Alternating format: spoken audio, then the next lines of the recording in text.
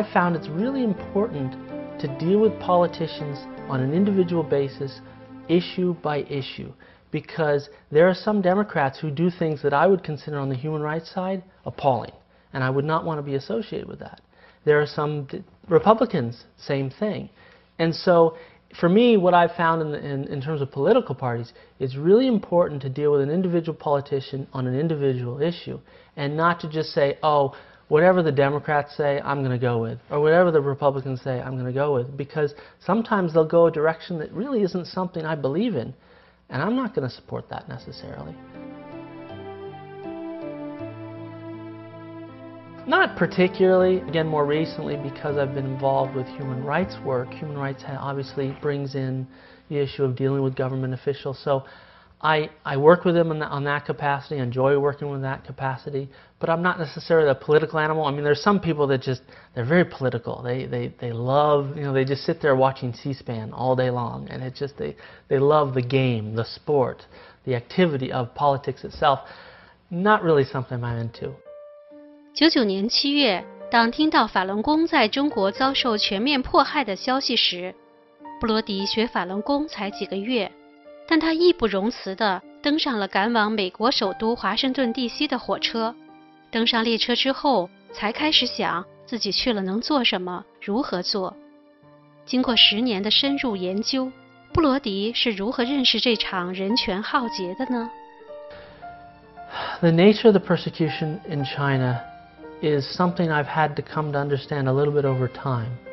And I was at a little bit of a disadvantage because I didn't know much about the Communist Party either, so I had to learn about that. And I don't think you can understand the nature of the persecution without understanding the nature of the party itself to really get a sense of what's happening there.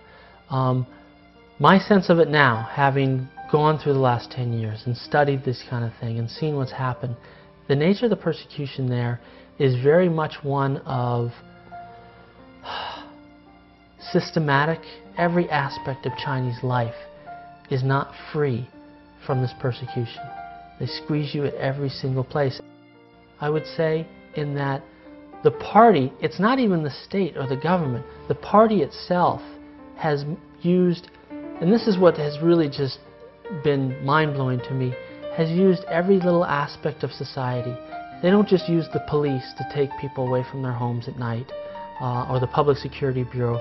They use schools, high schools, colleges, elementary schools, workplaces, neighborhoods. They even pit husband and wife against each other. They set it up so that everywhere you are, if you're a Falun Gong practitioner, you're going to be ostracized, abused, denied of rights, even young children. And this is really what brought it home for me. Young children going to elementary school, they're supposed to learn about the world. One of the things that the Communist Party teaches them is that Falun Gong is evil or all these other things, starting at little tiny kids. And it goes all the way through life. High school, entrance exams into college. If you don't say what the Chinese Communist Party wants you to say about Falun Gong, you can't get into college. You'll get fired from your job.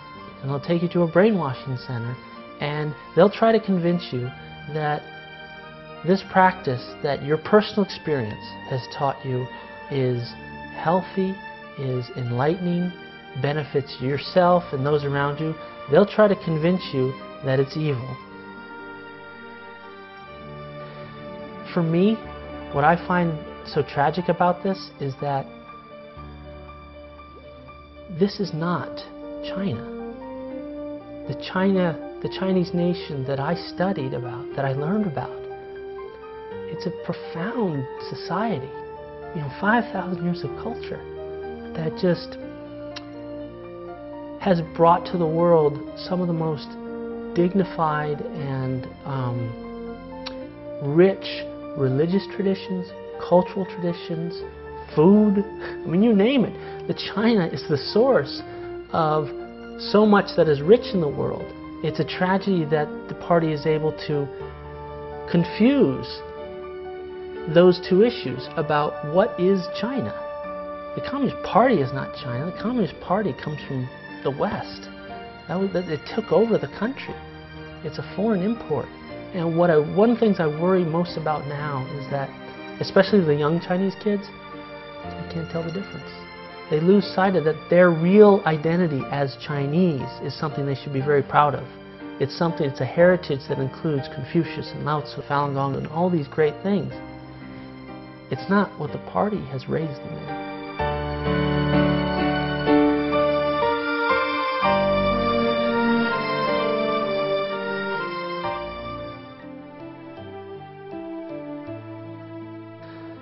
Yeah, this question comes up.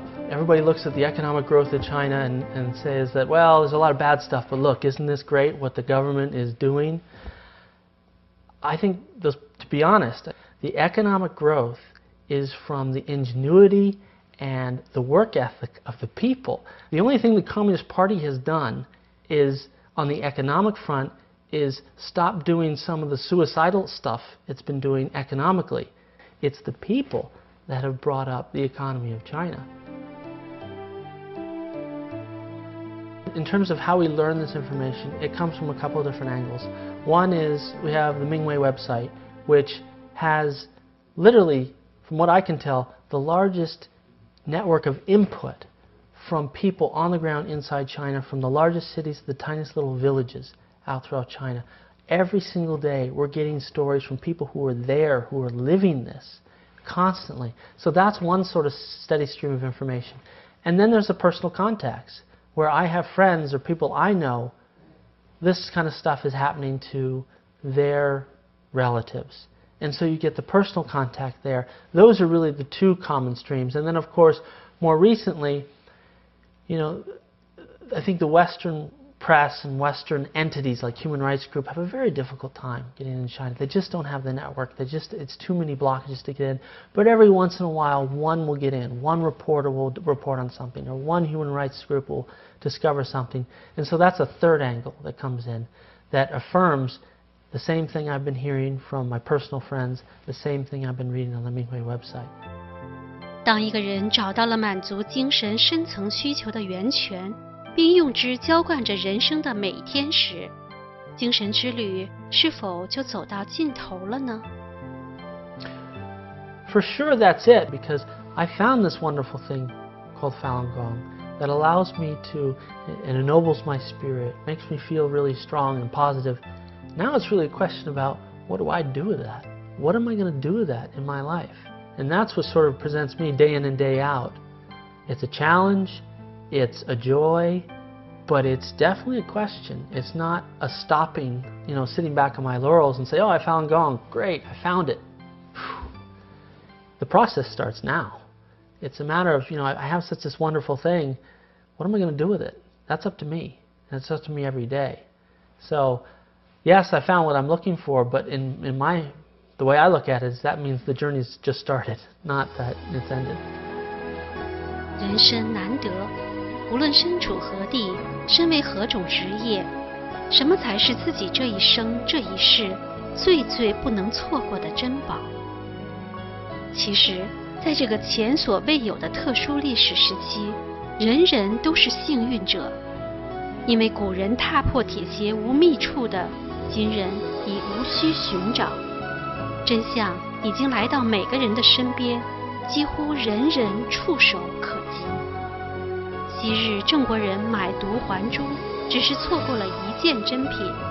今人如果轻看了这个历史阶段最重要的真相，错过的却可能是自己久远以来所等待、所期盼。